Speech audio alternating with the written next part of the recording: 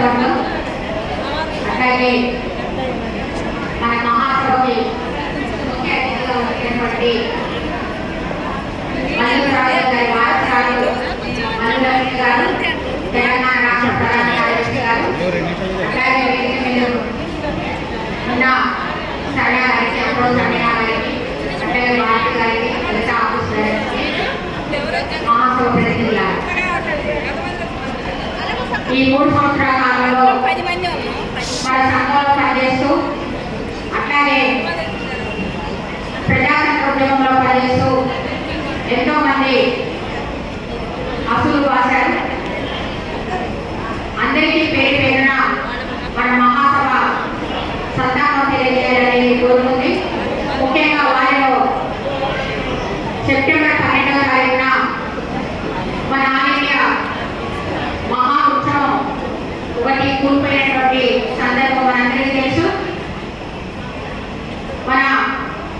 ప్రజాతంత్ర ఉద్యమ నేత సీతారాం యేచూరి గారికి, అట్లాగే పశ్చిమ బెంగాల్ మాజీ ముఖ్యమంత్రి గారు ఉదయదేవ భట్టాచార్య గారికి,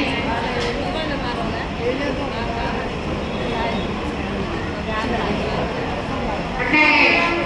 మహిళా ఉద్యమ నేత తెలంగాణ సాయుధ పోరాటంలో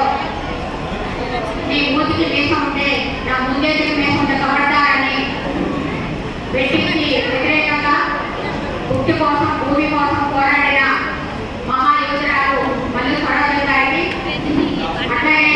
మన ఖమ్మం జిల్లా ఉద్యమ నేత కాలు బయట పెట్టని కుటుంబం నుంచి బయటకు వచ్చి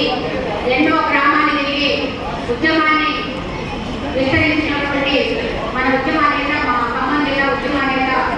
కొండపల్లి దుర్గాదేవి గారికి, అట్లాగే ఉమ్మడి మహబూబ్ నగర్ జిల్లా నాయకురాలు లక్ష్మీదేవమ్మ గారికి, మహబూబాద్ జిల్లా నాయకురాలు పూర్ణపు రవీంద్రమ్మ గారికి, స్థానాపురం కైలి కమిటీ సభ్యులు వామపత్ పద్మ గారికి, ఇంకా ఈ మధ్యకాలంలో మన ఉద్యమంలో పనిచేసి చనిపోయిన వాళ్ళందరూ కూడా మన మహాసభ ఒక నిమిషం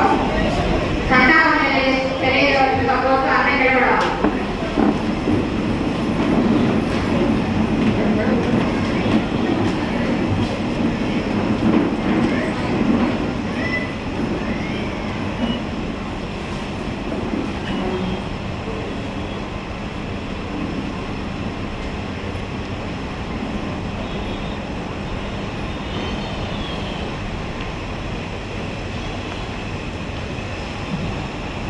జోహార్ అమరవీరులకు,